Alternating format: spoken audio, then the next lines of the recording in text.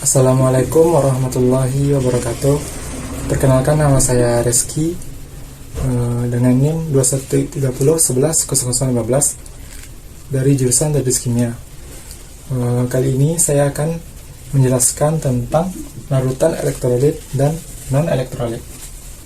Adapun pembahasan kita terkait pembahasan ini, yang pertama pengertian larutan elektrolit dan non-elektrolit, kemudian hubungan larutan elektrolit dengan ikatan kimia, dan yang terakhir faktor-faktor yang mempengaruhi daya antar listrik. Yang pertama kita masuk ke pengertian larutan.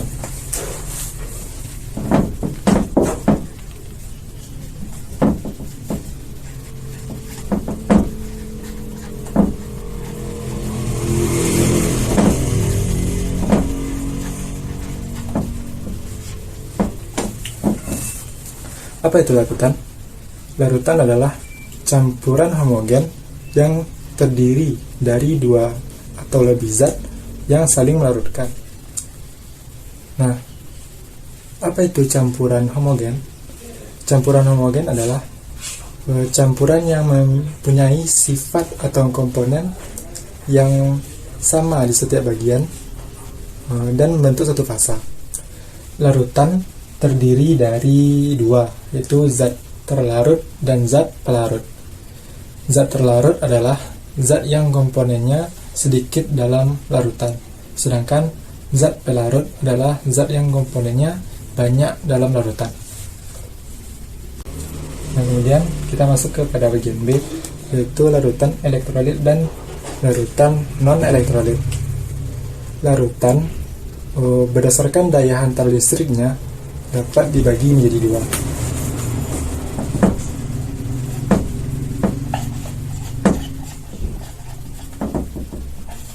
Yang pertama larutan elektrolit.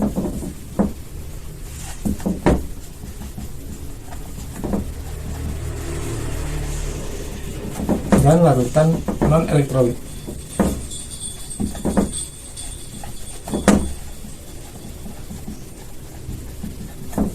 Apa itu larutan elektrolit? Larutan elektrolit adalah larutan yang dapat menghantarkan arus listrik. Sedangkan larutan non-elektrolit adalah larutan yang tidak dapat menghantarkan arus listrik. Nah, kenapa larutan elektrolit ini dapat menghantarkan arus listrik? Karena pada larutan elektrolit ini memiliki ion, sedangkan ionnya bergerak bebas. Sedangkan larutan non-elektrolit ini tidak memiliki ion.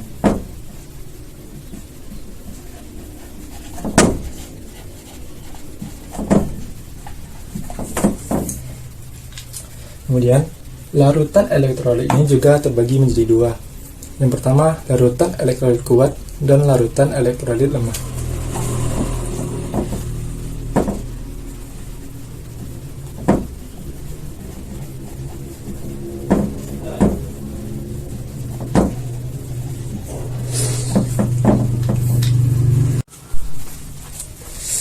Pada alat uji, larutan elektrolit kuat itu dapat menyebabkan lampu bersinar terang, terdapat banyak gelembung gas, dan memiliki derajat ionisasi 1. Sedangkan pada larutan elektrolit lemah itu memberikan efek lampu bersinar redup. Pada alat uji gelembung gasnya sedikit, dan derajat ionisasinya antara 0 sampai 1. Sedangkan pada larutan non-elektrolit, pada alat uji memberikan efek lampu tidak menyala, derajat ionisasinya adalah 0, dan tidak terdapat gelembung gas. Contoh dari larutan elektrolit kuat dapat kita lihat dari senyawa-senyawa yang bersifat asam kuat, basa kuat, atau garam. Contohnya HCl, HBr, HI, A2SO4, dan seterusnya. Nah, kalau larutan elektrolit lemah itu bisa kita lihat pada senyawa-senyawa yang bersifat asam lemah, basa lemah. seperti CH3COA, CH3COOH. Dan larutan non elektrolit itu selain dari larutan elektrolit kuat dan larutan elektrolit lemah. Contohnya gula, alkohol, urea, dan senyawa-senyawa yang bersifat kovalen nonpolar. Sekarang pada pembahasan yang C, hubungan larutan elektrolit dengan ikatan kimia. Jadi hubungan larutan elektrolit dengan ikatan kimia ini juga bisa kita buatkan seperti ini.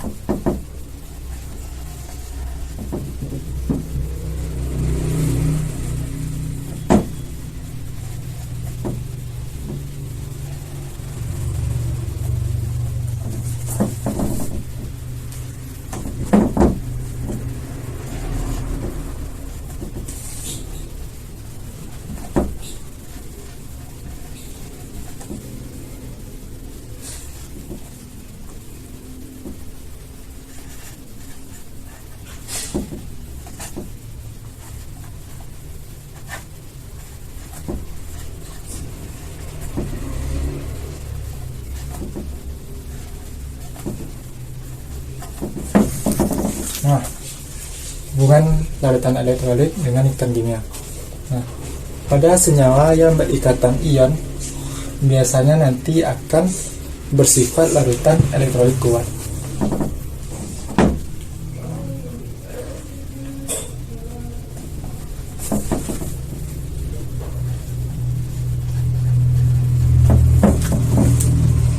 Sedangkan jika nanti pada senyawa yang berikatan kovalen polar itu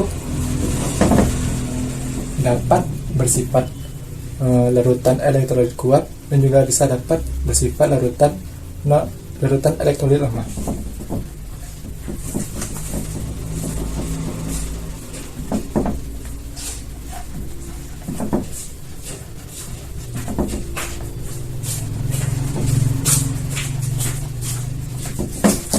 Sedangkan pada senyawa yang berikatan kovalen nonpolar itu nanti akan larutannya itu bersifat non elektrolit.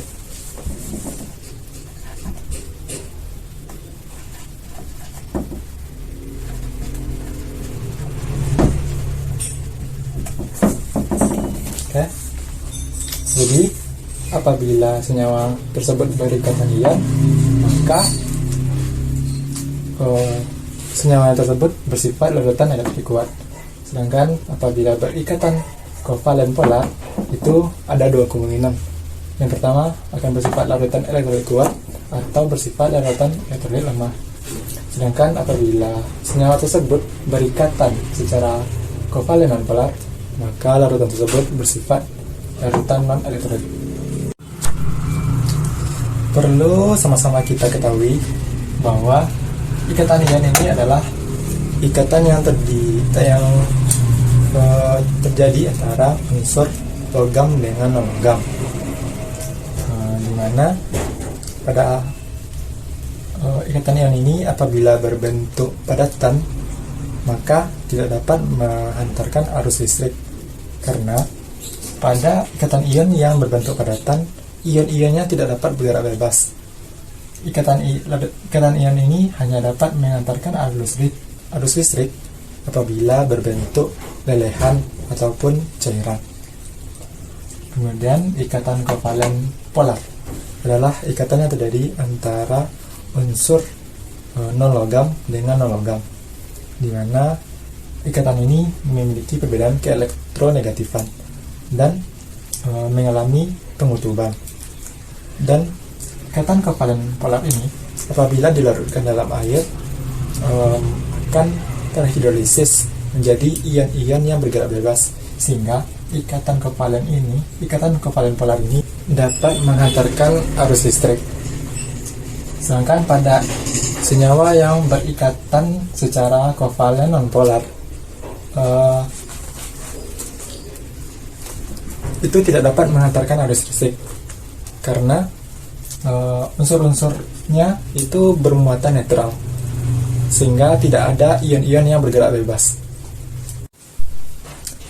Lanjut ke pembahasan D, yaitu faktor-faktor yang mempengaruhi daya antar listrik.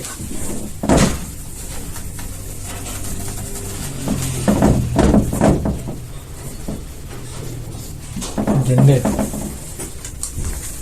Ada 3 faktor yang mempengaruhi daya antar listrik. Yang pertama itu konsentrasi.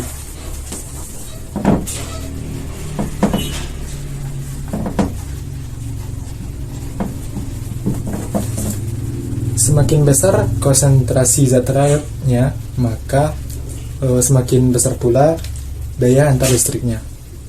Kemudian yang kedua itu ada jumlah ion.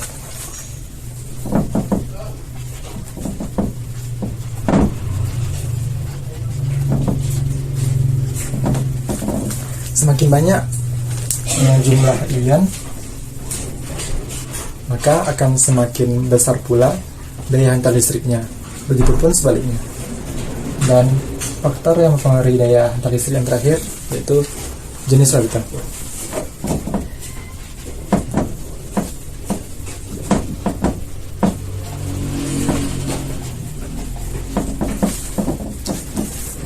Jenis larutan. Larutan yang bersifat elektrolit kuat memiliki daya antar listrik yang lebih kuat daripada larutan yang bersifat elektrolit lemah.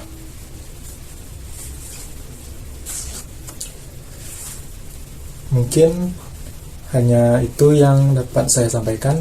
Salah dan janggal saya mohon maaf. Assalamualaikum warahmatullahi wabarakatuh.